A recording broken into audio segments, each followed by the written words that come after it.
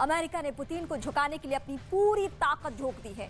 Ukraine की सेना को ऐसे ऐसे हथियार मुहैया करवाए जा रहे हैं कि पुतिन पर ये जंग एक बोझ बन जाने वाला है। क्या है ज़ेलेंस्की का ये चक्रव्यूह जिसमें पुतिन घिरे हुए नजर आ रहे हैं? देखिए हमारी एक खास रिपोर्ट।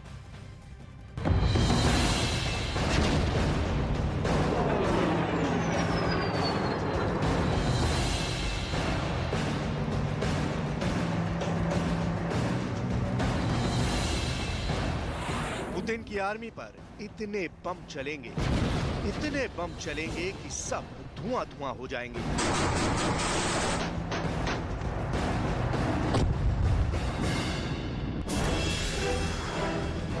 और ये बम, गोला बारूद आएगा कहां से? हथियारों का ये पूरा जखीरा बाइडेन सप्लाई करेंगे।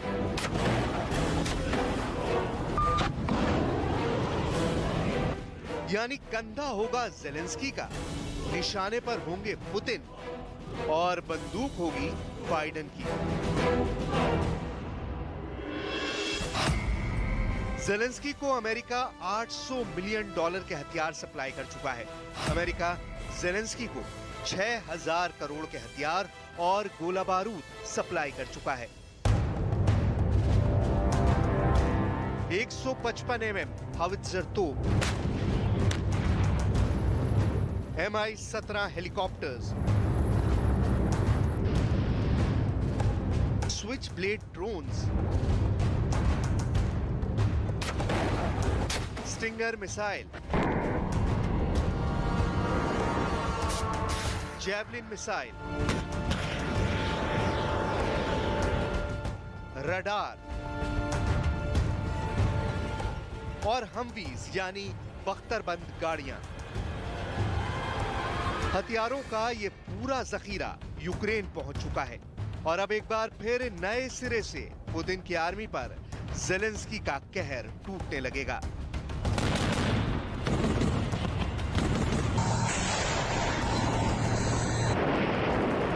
दरअसल यूक्रेन और रूस के बीच जंग का दूसरा चरण डोनबास इलाके में शुरू होने ही जा रहा है।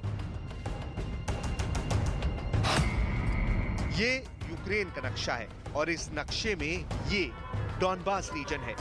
यूक्रेन और रूस के बीच अब यहां पर सबसे भयंकर जंग होने वाली है। लेकिन मुश्किल यह है कि ज़ेलेंस्की के पास अब गोला बारूद खत्म हो रहा है। जैवलिन से लेकर स्टिंगर मिसाइल तक का जखीरा धीरे धीरे खत्म होता जा रहा है।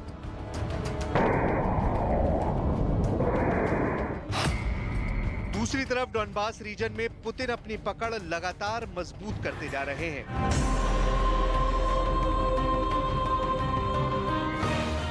दरअसल ये मारिउपोल शहर जो अब एक खंडर में तब्दील हो चुका है, यूक्रेन के डोनबास रीजन का ही एक अहम इलाका है।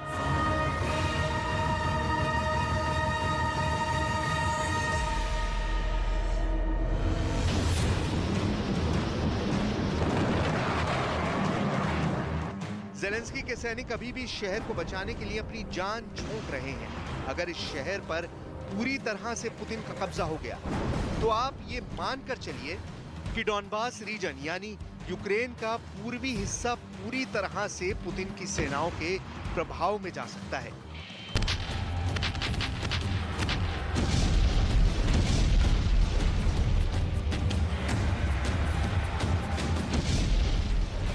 लेकिन ज़ेलेंस्की भी किसी से कम नहीं है और ना ही वो इतनी आसानी से हार मानने वाले हैं। इसलिए कीव की लड़ाई जीतने के बाद ज़ेलेंस्की का पूरा फोकस डोनबास रीजन पर है और डोनबास को फतेह करने के लिए ही ज़ेलेंस्की ने अमेरिका और नेटो से भारी मात्रा में गोला बारूद और हथियार मांगा था और अमेरिका ने लगभग $800 मिलियन के हथियारों को हरी झंडी दे दी है। और इसमें सबसे अहम है ये 155 mm हावित्जर आर्टिलरी गन। ये वीडियो देखिए अमेरिका की इस तोप के पुर्जों को कैसे असेंबल किया जाता है।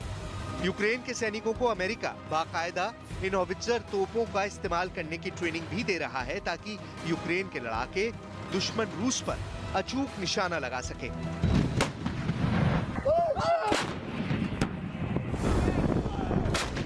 अब रूस इन्हीं हैवी आर्टिलरी का निशाना बन सकता है। इस तोप की रेंज 30 किलोमीटर तक है, यानी इस तोप के 30 किलोमीटर के दायरे तक कोई भी दुश्मन बच नहीं पाएगा। अमेरिका यूक्रेन को 18 155 mm हॉवित्जर तोप और लगभग 40,000 राउंड आर्टिलरी भेज रहा है। यूक्रेन के पास तोपें तो पहले से ही हैं, लेकिन इनमें से कई पुरानी हो चली हैं, तो कई को युद्ध में रूस ने बर्बाद कर दिया। उसके बाद जेलेंस्की के तोपखाने में अमेरिका से आने वाली 18 नई तोपें शामिल होने वाली हैं। और ये हैं switch blade kamikaze drones. Kamikaze drone रूस के खिलाफ इस युद्ध में एक गेम चेंजर साबित हुए हैं। अमेरिका यूक्रेन को 2 तरह के स्विच ब्लेड कामिकाजे ड्रोन दे रहा है। पहला स्विच ब्लेड 300 और दूसरा स्विच ब्लेड 600। स्विच ब्लेड 300 का वजन लगभग 2 किलोग्राम होता है, जबकि स्विच ब्लेड 600 का वजन लगभग 22 किलोग्राम होता है। स्विच ब्लेड 300 ड्रोन जमीन से 10 किलोमीटर ऊंचाई तक उड़ सकता है, लेकिन स्विच ब्लेड 600 ड्रोन जमीन से करीब 39 किलोमीटर ऊंचाई तक उड़ सकता है।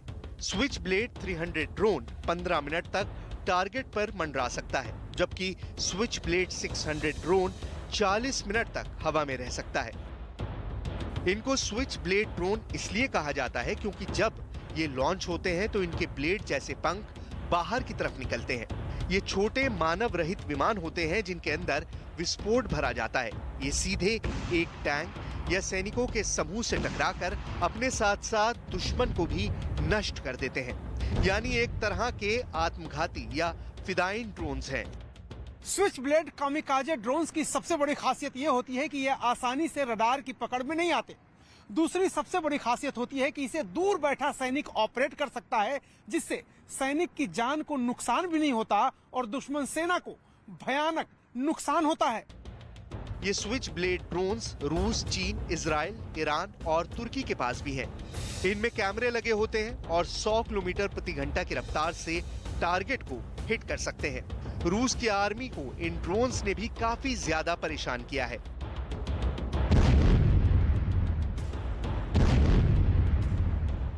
अमेरिका यूक्रेन को एक और नायाब हथियार दे रहा है।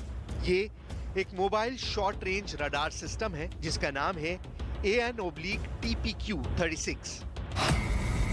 ये रडार एक बार में 10 टारगेट्स का पता लगा सकता है। ये रडार 24 किलोमीटर की रेंज में हथियारों का पता लगा सकता है। ये रडार 18 किलोमीटर पर मोर्टार, 14.5 किलोमीटर तक तोपखाने और 24 किलोमीटर की अधिकतम सीमा तक रॉकेट का पता लगा सकता है। सबसे खास बात यह है कि सिर्फ 15 मिनट में असेंबल करके उपयोग के लिए तैयार किया जा सकता है। इस रडार सिस्टम ने रूस की आर्मी को बहुत ज्यादा नुकसान पहुंचाया है। इसके अलावा डॉनबास की लड़ाई में रूस का काल साबित होने जा रही है जैवलिन मिसाइल। अमेरिका यूक्रेन को 500 जैवलिन एंटी टैंक मिसाइल दे रहा है। जैवलिन को main portable air defence system कहा जाता है। ये किसी भी टैंक और विमान को नष्ट करने की क्षमता रखते हैं। इस तरह की मिसाइलों का इस्तेमाल Bharat, Pakistan, Germany, Britain, Turkey और इसराइल भी करते हैं। कंधे पर रखकर फायर की जाने वाली सबसे ज्यादा मिसाइलें रूस के पास हैं, लेकिन अब रूस ही इन मिसाइलों का कहर झेल रहा है।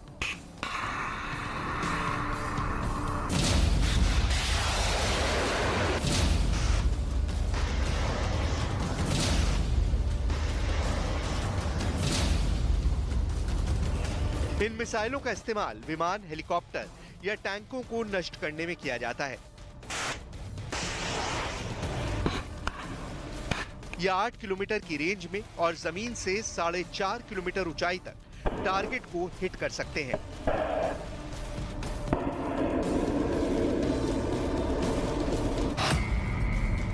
इसके अलावा भी अमेरिका यूक्रेन को 100 बख्तरबंद गाड़ियां, 100 ग्रेनेड लॉन्चर, 5000 राइफल, 1000 पिस्तौल, 400 मशीन गन, 400 शॉटगन भी सप्लाई कर रहा है। Mi-17 हेलीकॉप्टर्स भी यूक्रेन को मिलने जा रहे हैं। ये एक बार में 30 सैनिकों को ले जाने में सक्षम हैं। अमेरिका का राष्ट्रपति बनने के बाद जो बाइडेन ने कुल 25,000 करोड़ के हथियार यूक्रेन भेजे हैं। इनमें से 20,000 करोड़ के हथियार 24 फरवरी के बाद, यानी जब रूस ने यूक्रेन पर हमला कर दिया, उसके बाद भेजे हैं। अब पुतिन के सामने मुश्किल ये है कि अगर अमेरिका और नेटो इसी तरह लगातार यूक्रेन को हथियारों की सप्लाई करते रहेंगे तो उनके लिए ये जंग जीतना बहुत मुश्किल होता जाएगा।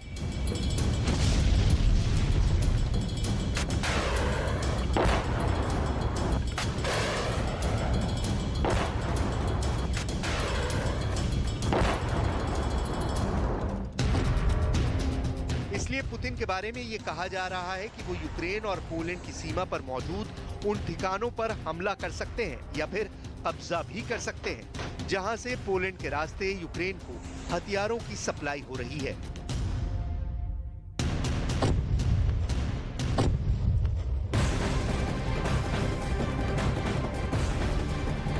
और इस वक्त की बड़ी खबर सामने आ रही है। काबुल में आतंकी हमला हुआ है। स्कूल में इस हमले में 6 की मौत बताई जा रही है। स्कूल में ये हमला किया गया है। 2 हमलावरों ने खुद को उड़ा दिया है, यानी कि सुसाइड बॉम्बर्स एक तरीके से कहे जा सकते हैं। आतंकी हमले में 6 की मौत बताई जा रही है और कई घायल भी बताए जा रहे हैं। बड़ी खबर इस वक्त काबुल से सामने आ रही है। काबुल में आतंकी हमला हुआ है। स्कूल में यह हमला किया गया है और स्कूल में इस हमले में 6 लोगों की मौत भी बताई जा रही है। 2 हमलावरों ने खुद को उड़ा भी दिया है। तस्वीरें भी सामने आ गई। तस्वीरें आप देखिए, स्कूल का ये इलाका है जहां पर हमला किया गया है। आतंकी हमला इसको बताया जा रहा है। बड़ी आतंकी साजिश काबुल में। सीधे तस्वीरें इस वक्त आप देख रहे हैं। देखिए किस तरीके से वहां पर हमला किया गया और 2 हमलावरों ने खुद को उड़ा भी लिया और इसमें स्कूल में ये अटैक किया गया है। काबुल में ये आतंकी हमला हुआ है। तस्वीरें आपके सामने है। स्कूल में आत्मघाती हमला हुआ जिसमें 6 लोगों की मौत की भी खबर बताई जा रही है और कई घायल भी बताए जा रहे हैं। हालांकि अभी जो निश्चित आंकड़ा है घायलों का वो सामने नहीं आ पाया है, लेकिन तस्वीरें आप देखिए जहां से धुएं का गुबार उठता हुआ दिख रहा है। इसी क्षेत्र में धमाका हुआ है और काबुल से तस्वीरें आप देख रहे हैं। काबुल में स्कूल है ये जहां पर यह हमला किया गया है। आतंकी हमला इसको बताया जा रहा है, यानी कि बड़ी आतंकी साजिश रची जा रही थी और स्कूल को ही आखिर क्यों निशाना बनाया गया, बहुत सारे सवाल भी यहाँ पर खड़े होते हैं। 6 लोगों की मौत की भी खबर बताई जा रही है। हालांकि जो 2 हमलावर थे उन्होंने खुद को उड़ा भी दिया है।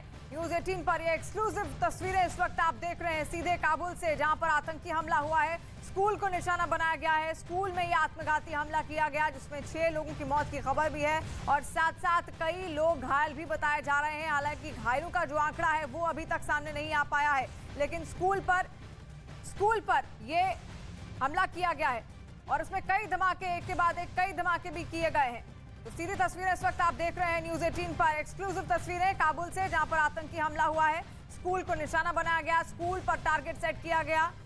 सीरियल ब्लास्ट इसको कहा जा सकता है और 2 हमलावरों ने खुद को उड़ा भी दिया है। 6 की मौत बताई जा रही है, कई घायल भी बताए जा रहे हैं, यानी कि बड़ा नुकसान भी हो सकता है। हालांकि जो निश्चित आंकड़ा है वो अभी तक सामने नहीं आ पाया है, आधिकारिक आंकड़ा सामने नहीं आया है, लेकिन तस्वीरें आप देखिए, धुएं का गुबार जहां से उठता हुआ आपको दिख रहा है, ये वही स्कूल है जिसको निशाना बनाया गया है। सीरियल ब्लास्ट जहां पर किए गए हैं और स्कूल पर यह आत्मघाती हमला हुआ है। न्यूज़ 18 पर यह एक्सक्लूसिव तस्वीरें इस वक्त आप सीधे काबुल से देख रहे हैं।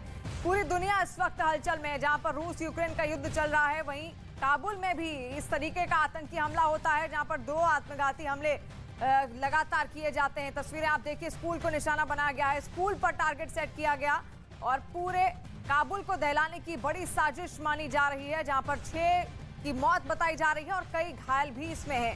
तस्वीरें आप देखिए, धुएं का गुबार जिस तरीके से उठ रहा है उससे साफ पता चल रहा है, साफ अंदेशा लगाया जा सकता है कि वहां पर नुकसान काफी हुआ होगा और अगर स्कूल के भीतर लोग मौजूद रहे होंगे तो भारी मात्रा में जान माल का नुकसान भी जरूर हुआ होगा। हालांकि 6 की मौत की खबर फिलहाल है और कई घायल भी बताए जा रहे हैं। तस्वीरें आप देखिए सीधे काबुल से, जहां पर आतंकी हमला किया गया, स्कूल का वो क्षेत्र चिन्हित किया गया, स्कूल के क्षेत्र पर टारगेट सेट किया गया और सीरियल ब्लास्ट वहां पर कई सारे किए गए हैं और शहर में कई ऐसे इलाके हैं जहां पर इन धमाकों की आवाज सुनाई भी दी है। 6 की मौत की खबर है। स्कूल में ये धमाके किए गए हैं और कई घायल भी बताए जा रहे हैं और 2 हमलावरों ने खुद को उड़ा भी दिया है, ये भी कहा जा रहा है, यानी कि सुसाइड बॉम्बर्स एक तरीके से इनको कहा जा सकता है। आत्मघाती हमला किया गया, स्कूल को ही निशाना बनाया गया, स्कूल पर ही टारगेट सेट किया गया। कई बच्चों के घायल होने की भी खबर सामने आ रही है, यानी कि जब ये धमाके हुए उस वक्त स्कूल के भीतर बच्चे भी मौजूद थे, यानी कि भारी नुकसान और भी हो सकता है। कई घायल इसमें बताए जा रहे हैं और कई बच्चे खासतौर पर वो भी घायल बताए जा रहे हैं। 6 की मौत की भी खबर है। तस्वीरें सीधे आप देख रहे हैं इस वक्त न्यूज़ 18 पर। ये एक्सक्लूसिव तस्वीरें काबुल से सामने आ रही हैं। देखिए किस तरीके से धुएं का गुबार वहां से उठता हुआ साफ दिखाई दे रहा है और साफ इस बात का संकेत कि वहां पर जो सीरियल ब्लास्ट हुए उससे भारी नुकसान जरूर हुआ होगा, क्योंकि तस्वीरें बहुत कुछ बयां कर रही हैं। काबुल में ये आतंकी हमला हुआ और शहर में कई धमाके होने की भी खबर है। संदीप बोल इस वक्त हमारे साथ जुड़ चुके हैं। संदीप, और क्या जानकारी मिल रही है? देखिए, जिस तरीके का ये ब्लास्ट बताया जा रहा है वो वाकई इस तरीके से मैसेज दे रहा है कि जिस तरीके से तालिबान जो है जो एजुकेशन सिस्टम है उसको पूरी तरीके से जो है सकते हैं डिरेल करने की कोशिश करता रहा है। और अब जैसे ब्लास्ट हुआ है यानी कि अब्दुल रहीम शाहिद गवर्नमेंट स्कूल और एक एक्सप्लोजन जो है मुमताज एजुकेशनल सेंटर के बाहर हुआ है और उसमें बताया जा रहा है कि 6 लोग से ज्यादा जो है मारे भी गए हैं। हालांकि इस जगह पे रिपोर्टिंग करने के लिए भी जो है जर्नलिस्टों को नहीं जाने दिया जा रहा है। स्थिति जो है वो ग्राउंड में जो है वो खासा जो है चिंताजनक जरूर बनी हुई है और तालिबान सरकार की तरफ से भी इस बारे में जो है इसकी तस्दीक की गई है। अभी फिलहाल जो है वहाँ मौजूदा हालात जो है किस तरीके के हैं इसको रिपोर्ट भी जो है वो नहीं करने दिया जा रहा है और अभी फिलहाल राहत बचाव के काम में जो है वहाँ पे लगे हुए हैं जो सिक्योरिटी एस्टेब्लिशमेंट है। लेकिन चूंकि बताया जा रहा है कि ये शिया सिटीजन है जिनकी उसको जो है वो कहीं ना कहीं निशाना बनाने की कोशिश की गई थी। तो कई सारे ऐसी धमाके जो हैं वो फिलहाल सुनाई दे रहे हैं और ये जब से तालिबान की सरकार बनी है उसके बाद से ये पहला ऐसा वाकया है जब इस तरीके से अटैक्स किए गए। लेकिन एक पैटर्न देखना होगा। ये पैटर्न यही है कि अगर आप एजुकेशनल इंस्टीट्यूशन को अगर अटैक कर रहे हैं, उन पर निशाना बना रहे हैं उनको, तो जाहिर सी बात है एक बात तो साफ हो रही है कि वहाँ पे जो पढ़ाई लिखाई या एजुकेशन का जो सिस्टम है जिसको लेकर निशाना बनाया गया है, स्कूल को टारगेट किया गया है। जैसा कि संदीप भी कह रहे हैं एजुकेशन सिस्टम वहां पर जो है उसको टारगेट करने की कोशिश की गई है, क्योंकि एक डर और खौफ का माहौल पैदा करने की कोशिश की गई है छात्रों के भीतर, वहां पर जो बच्चे पढ़ते हैं उनके भीतर, क्योंकि ऐसा कहा जाता है कि तालिबान बिल्कुल भी पक्ष में नहीं रहता कि जो लड़कियां हैं वो अपनी पढ़ाई करें। और इसी के साथ साथ अब बात कर लेते हैं रूस और यूक्रेन युद्ध की। रूस और यूक्रेन के मुद्दे पर अमेरिका के राष्ट्रपति बाइडेन की दुनिया के बड़े नेताओं के साथ अहम बैठक चल रही है और इस बैठक में Germany, France, Poland, Romania, Italy और कनाडा के बड़े नेता मौजूद हैं। इस बैठक में नेटो के महासचिव और यूरोपियन काउंसिल के अध्यक्ष भी मौजूद हैं। तो बड़ी खबर इस वक्त की महायुद्ध से जुड़ी हुई रूस यूक्रेन युद्ध पर बाइडेन के साथ चर्चा जारी है। दुनिया के बड़े नेताओं के साथ ये बैठक इस वक्त हो रही है ताकि किसी भी तरीके से शांतिपूर्ण माहौल वापस लाया जा सके यूक्रेन में, क्योंकि बुरी तरीके से बर्बाद हो चुका है यूक्रेन और काफी तबाही वो झेल रहा है। हालांकि ज़ेलेंस्की ने साफ अभी भी कहा है कि हम झुकने वाले नहीं हैं। ऐसे में आक्रामक रवैया अब एक बार फिर से रूस ने अख्तियार कर लिया है। पोलैंड, रोमानिया के नेता भी इस चर्चा में मौजूद हैं और लगातार बड़े नेताओं की चर्चा हो रही है ताकि शांति बहाल की जा सके और किसी भी तरीके से कूटनीतिक तरीके से रूस से ये लड़ाई जीती जा सके या फिर इस लड़ाई को खत्म किया जा सके। तो उसकी कोशिशें लगातार जारी हैं और नेटो के महासचिव और यूरोपियन काउंसिल के अध्यक्ष भी इस चर्चा में मौजूद हैं।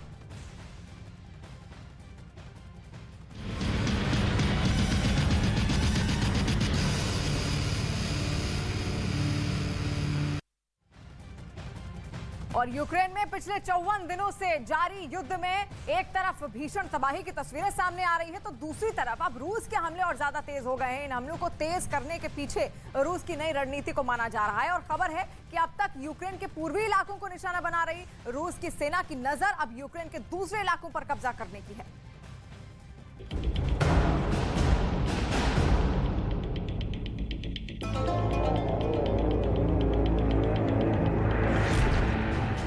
यूक्रेन पर कब्जे का नया प्लान। रूस ने यूक्रेन पर हमले तेज किए। क्या है पुतिन का नया प्लान? यूक्रेन में रूसी सेना का नया दांव।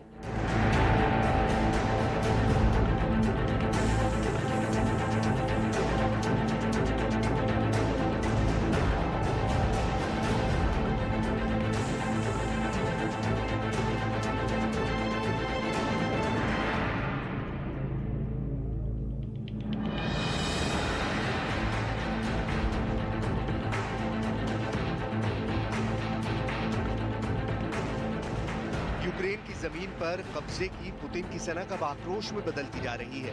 पुतिन अब किसी भी हालत में यूक्रेन को अपने कब्जे में लेना चाहते हैं और यही वजह है कि पिछले कुछ दिनों में रूस ने अचानक हमले तेज कर दिए हैं। पुतिन के हमले तेज करने का क्रूर आदेश मिलते ही रूस की सेना ने ताबड़तोड़ हमले तेज कर दिए, जिसकी वजह से यूक्रेन के कई शहरों में जमकर तबाही मची हुई है और कुछ शहरों का नामो निशान तक मिट गया है। आप तस्वीरें देखिए, यहाँ पर वो जो घर है उसके पीछे का घर है तबाह है।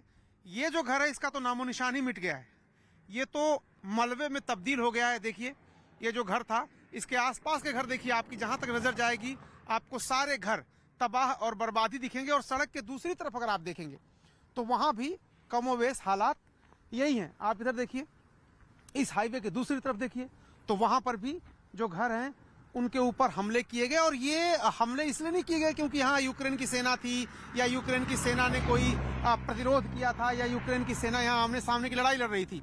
यहाँ के लोग कहते हैं कि रूस के टैंक इस इलाके में जब आगे बढ़ रहे थे तो बिला वजह उन्होंने चारों तरफ हमले किए, टैंक के गोले दागे, जिसकी वजह से ये सारा तबाह हो गया।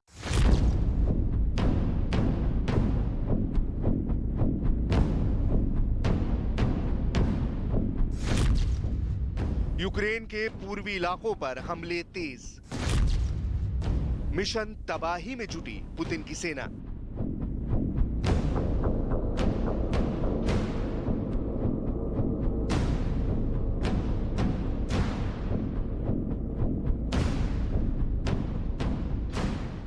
शुरुआती हमलों के बाद कुछ दिन पहले रूस की सेना अचानक पीछे हट गई, जिसके बाद यूक्रेन की तरफ से दावा किया जाने लगा कि उसके पलटवार की वजह से रूस की सेना पीछे हट गई, जबकि कुछ विशेषज्ञ इसे रूसी सेना का नया प्लान बता रहे थे। और अब जिस तरह से रूस की सेना ने अचानक अपने हमले तेज कर यूक्रेन में पहले के मुकाबले ज्यादा तबाही फैलाने का काम किया है, इससे साफ है कि रूस की सेना ने यूक्रेन पर बड़े हमलों को अंजाम तक पहुंचाने के लिए अपने कदम पीछे खींचे।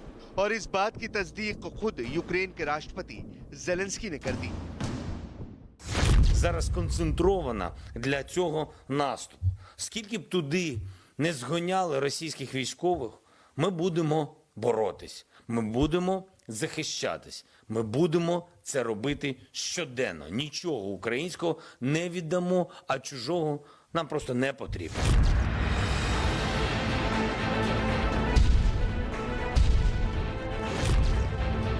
पूर्वी यूक्रेन में भीषण जंग, यूक्रेन की सेना भी मोर्चे पर चढ़ी।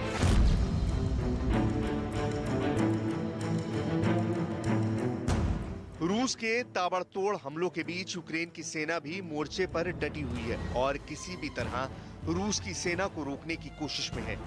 लेकिन यूक्रेन के पूर्वी इलाकों में हो रहे लगातार हमलों से कई शहरों में जंग ने खौफनाक रूप अपना लिया है। वहां से सामने आए एक वीडियो में यूक्रेन की सेना भी विद्रोहियों पर दनादन गोलियां दागती हुई दिखाई दी। यूक्रेन की सेना के कुछ जवान जंगल में गश्त करते हुए भी दिखे ताकि इन शहरों को दुश्मन के कब्जे में जाने से रोका जा सके।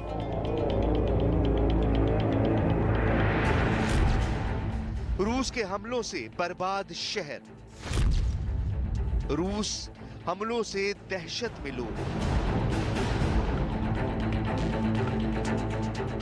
रूसी हमले की वजह से मारियुपोल शहर में जबरदस्त तबाही हुई। यूक्रेन ने आरोप लगाया कि रूसी फौजियों ने जानबूझकर यूक्रेन के लोगों को निशाना बनाया ताकि वहां रहने वाले लोगों में रूस की दहशत बढ़ाई जा सके। और इसी वजह से रूस की सेना ने मारियुपोल की रिहायशी बस्तियों में इतने बम बरसाए कि उनकी सूरत बिगड़ गई। चारों तरफ टूटी इमारतें और मलबे के ढेर के अलावा कुछ नजर नहीं आया। यूक्रेन ने आरोप लगाया कि रूस ने वहां से जान बचाकर भागने वाले लोगों पर भी फायरिंग की।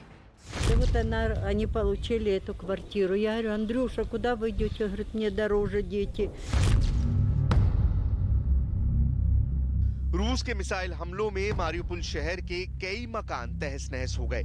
मकान नहीं होने से कुछ लोग सड़कों पर खाना बनाते हुए दिखे, जबकि जरूरी सामान की तलाश में सड़कों पर निकले लोगों को भी सेना के जवान रोकते हुए नजर आए।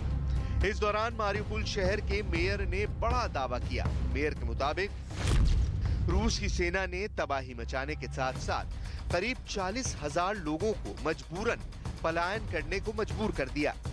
मेयर ने म्युनिसिपल रजिस्टर में दर्ज आंकड़ों का हवाला देते हुए अपने दावे को सही बताया, जबकि रूस ने मेयर के दावे को खारिज कर दिया और नागरिकों पर हमले की खबरों को गलत बताया। हालांकि यूक्रेन की तरफ से रूस पर लगातार इसी तरह के आरोप लगाए गए। यूक्रेन की सेना ने दावा किया कि मारिउपोल शहर में हुए एक बड़े रूसी हमले में करीब 269 नागरिकों की मौत हो गई, जबकि कई मकान तबाह हो गए।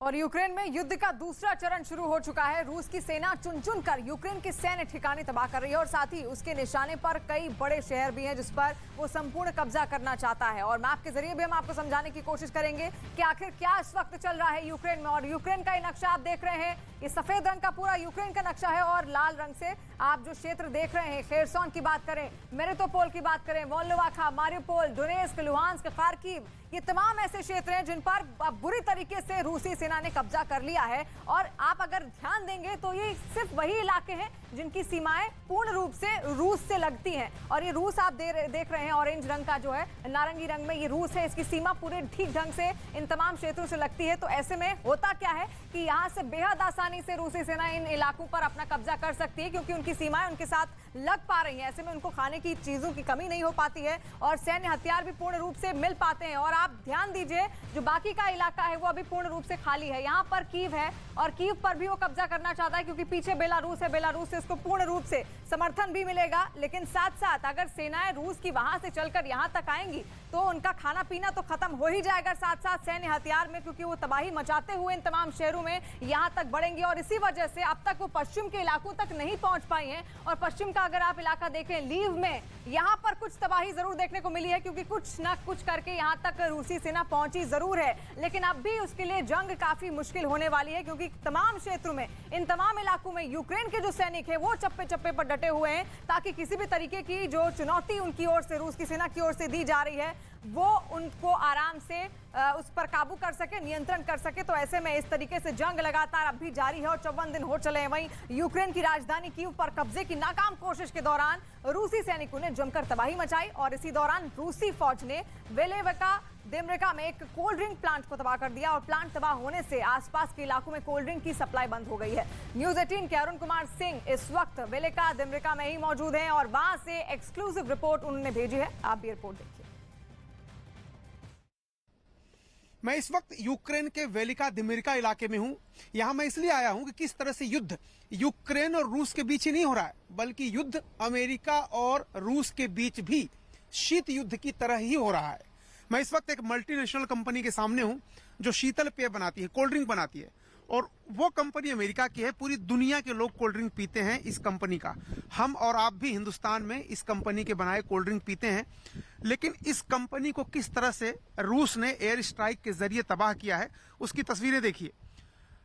ये जो प्लांट है, इस प्लांट का ऑपरेशनल हिस्सा जो था, बाकी लॉजिस्टिक का हिस्सा है उसको तो छोड़ दिया, लेकिन ऑपरेशनल हिस्सा जहां कोल्ड ड्रिंक तैयार होता था उसके 3 बड़े टैंक थे और तीनों बड़े टैंक यहाँ पर तबाह कर दिए गए हैं। उनके ऊपर हवाई हमला किया गया है और ये हिस्सा पूरी तरह से ध्वस्त कर दिया है रूस के एयर स्ट्राइक में। तो ये अमेरिका का प्लांट है, अमेरिका की मल्टीनेशनल कंपनी है जो यूक्रेन में उसने ये प्लांट लगाया था।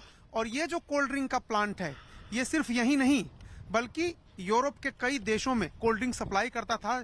अब इसको ध्वस्त कर देने के बाद कोल्ड ड्रिंक की जो सप्लाई है बाकी जो देश थे वहां पर रुक गई है पूरी तरह से। और ये जो प्लांट है, ये जो शीतल पेय बनाने वाली कंपनी, कोल्ड ड्रिंक बनाने वाली कंपनी का प्लांट है, ये कई 100 हेक्टेयर में फैला हुआ है। यहाँ ऑपरेशनल हिस्सा मैं बार बार कह रहा हूँ, देखिए यहाँ पर जो टैंक थे 3 बड़े बड़े, इन तीनों बड़े बड़े टैंक को ध्वस्त कर दिया है। ये जो तीनों बड़े बड़े टैंक हैं इनको ध्वस्त कर दिया है और उसके मलबे आगे बहुत दूर तक फैले हुए हैं। इन खेतों में उसके मलबे फैले हुए हैं और ये जगह है जहां से इस कोल्ड ड्रिंक के प्लांट को पूरी तरह से बर्बाद कर दिया है। तो ये एक तरह से याद दिलाता है शीत युद्ध के जमाने का भी, जब अमेरिका और सोवियत संघ, आज का रूस, इसके बीच किस तरह से एक दूसरे के हितों पर कुठाराघात किया जाता था, कैसे एक दूसरे के बिजनेस इंटरेस्ट को कैसे दबाया जाता था या उनको खत्म कर दिया जाता था, किस तरह से स्पेस से लेकर जमीन तक एक दूसरे से आगे निकलने की होड़ थी, देशों को अपने हिस्से में लाने की होड़ थी, और दूसरे को किस तरह से उसके व्यापारिक हित को नुकसान पहुंचाया जाए। तो वो जो तस्वीर है यहाँ पर आपको इस कोल्ड ड्रिंक फैक्ट्री में दिखाई दे रही, जब रूस के फाइटर जेट्स ने आकर के यूक्रेन की इस फैक्ट्री को, जो कोल्ड ड्रिंक बनाती है, उसको पूरी तरह से बर्बाद कर दिया है। और वहीं यूक्रेन की मदद के लिए अब जापान ने भी हाथ आगे बढ़ाया है। जापान के रक्षा मंत्रालय ने कहा है कि वो यूक्रेन को परमाणु, जैविक और रासायनिक हथियारों के हमले से सुरक्षा के लिए सूट और मास्क सौंपेंगे और जापान की तरफ से यूक्रेन को ड्रोन भी भेजे जाएंगे। तो जापान ने भी अब मदद का हाथ आगे बढ़ा दिया है, क्योंकि लगातार मदद मांगी जा रही है अब भी यूक्रेन से, क्योंकि 54 दिन हो चले हैं और ऐसे में जंग लगातार भीषण होती जा रही है। हथियारों का जखीरा कहीं ना कहीं खत्म हो रहा है यूक्रेन के पास। तो ऐसे में जापान ने भी अब अपने हाथ आगे बढ़ाए हैं यूक्रेन की मदद करने के लिए, और जापान की तरफ से यूक्रेन को ड्रोन भी भेजे जाएंगे और साथ साथ कई सुरक्षा के उपकरण भेजे जाएंगे। सुरक्षा के लिए सूट और मास्क भी उनको सौंपे जाएंगे। तो पूरी मदद करने की कोशिश है पूरी दुनिया की। जो पश्चिमी देश है, खासतौर पर नेटो के जो सदस्य हैं, वो भी हिस्सा ले रहे हैं और कोशिश कर रहे हैं कि किसी भी तरीके से जंग जारी रहे और मुंहतोड़ जवाब लगातार यूक्रेन रूस की सेना को देता रहे, जैसे कि वो अब तक देता आया है। क्योंकि कई सारे वीडियोस हमने देखे जहां पर यूक्रेन की सेना ने बड़े बड़े दावे किए कि उसने कई सारे बख्तरबंद टैंक और हथियारों को और साथ साथ गाड़ियों को ध्वस्त कर दिया गया था। उनकी ओर से, उनकी सेना की ओर से लगातार मुंहतोड़ जवाब भी उनको दिया जा रहा है। तो रूस की ये जंग लगातार जारी है, लेकिन अब सीधे रवि के पास चलते हैं। रवि ठीक ढंग से समझाएंगे कि आखिर वाकई यूक्रेन में इस वक्त क्या हालात हैं। तो रूस के हमले का सबसे ज्यादा असर यहाँ के नागरिकों पर पड़ा है। लगातार होते हवाई हमले से लोग मर रहे हैं, मरने वालों में बच्चे भी शामिल हैं। तो बड़ी तादाद में आबादी का पलायन भी वहां से हो रहा है। संयुक्त राष्ट्र संघ ने संघर्ष विराम की अपील की है। संयुक्त राष्ट्र का कहना है कि रूस के हमले से यूक्रेन में 2072 नागरिकों की मौत हो चुकी है। रूसी हमले में 2818 से ज्यादा नागरिक घायल हुए हैं। रूस के हमले में 142 बच्चों की मौत भी हुई है, जबकि 230 से ज्यादा बच्चे घायल हुए हैं। संयुक्त राष्ट्र का दावा है कि ज्यादातर मौतें रॉकेट और हवाई बमबारी से हुई है। रूस के लगातार हमले से 40 लाख से ज्यादा लोगों ने यूक्रेन छोड़ दिया है। और ऐसे में कीव पर कब्जे की जंग के दौरान रूस के सैनिकों ने कीव की सप्लाई चेन तोड़ने की कोशिश की थी और इसी दौरान कीव के पास स्किबीन में रूसी फौज ने एक कोल्ड स्टोरेज को अपना निशाना बना लिया और स्किबीन में मौजूद न्यूज 18 के अरुण कुमार सिंह ने ये खास रिपोर्ट भेजी है। मैं इस वक्त स्किबिन में हूं, जहां कोल्ड स्टोरेज को रूस ने पूरी तरह से तबाह किया।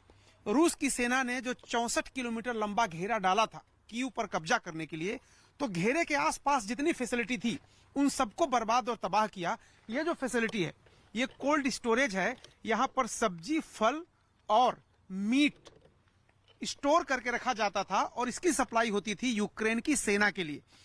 ये लोग कह रहे हैं कि कुछ हिस्सा इस कोल्ड स्टोरेज की फैसिलिटी का इस्तेमाल आम नागरिकों को भी भेजने के लिए किया जाता था, लेकिन ज्यादातर जो यहाँ पर मीट का प्रोडक्ट था या फिर वेजिटेबल थी या फ्रूट्स थे, वो सीधे सेना के बैरक में, सेना के मोर्चों पर सप्लाई किए जा रहे थे। क्योंकि तब तक, जब तक रूस की सेना यहाँ घेरा डालने आई थी, तब तक ये साफ हो चला था कि सेना के लिए लंबे वक्त के लिए खाने पीने का इंतजाम करना पड़ेगा, क्योंकि लड़ाई लंबी चल सकती है। और इसलिए इस कोल्ड स्टोरेज फैसिलिटी में कई हजार टन फल और सब्जियां और साथ ही मीट प्रोडक्ट्स स्टोर करके रखे गए थे, ताकि लंबे चलने वाले युद्ध के लिए अपनी सेना को सप्लाई कर सके यूक्रेन। लेकिन आप देखिए, इतनी लंबी फैक्ट्री है और ये तो सिर्फ आपको सामने का हिस्सा दिखाई दे रहा है। मैं इसके पीछे भी गया था, उस पीछे के हिस्से में भी सब कुछ जल गया है। अगर आप अंदर की तस्वीरें देखें, अंदर की, तो उसमें कुछ भी आपको बचा हुआ दिखाई नहीं देगा। ये तभी से कोल्ड स्टोरेज फैसिलिटी को बंद कर दिया गया है, जब इसमें आग लगी थी, धुआंधार इस पर बमबारी हुई थी और यहाँ कुछ नहीं बचा है। रूफ सारी जितनी छतें हैं सब टूट के नीचे गिर गई हैं। आग ऐसी लगी थी, इसमें भीषण आग लगी थी कि इसमें अब कुछ बचा नहीं है, और जो कुछ भी रखा था इसके पहले कि निकाल पाते यूक्रेन के लोग, तब तक सब कुछ तबाह हो गया था। देखिए एक ट्रक रखा हुआ है, उस ट्रक पर ये मीट लेके जाता था ट्रक। अगर आप देखिए तस्वीरें जो उस पर हैं, चिकन है और बाकी जो मीट यहाँ लोग खाते हैं, उन सबकी तस्वीरें यहाँ पर हैं। तो ये ट्रक अभी भी खड़ा है, ट्रक में भी पीछे से देखिए आग लगी हुई है और ट्रक भी अब किसी काम का नहीं है। तो ये जो फैसिलिटी थी पूरी तरह से यूक्रेन की सेना के लिए, जहां से वेजिटेबल, फ्रूट्स और मीट जाता था, रूस की सेना ने उसको पूरी तरह से बर्बाद कर दिया, पूरी तरह से तबाह।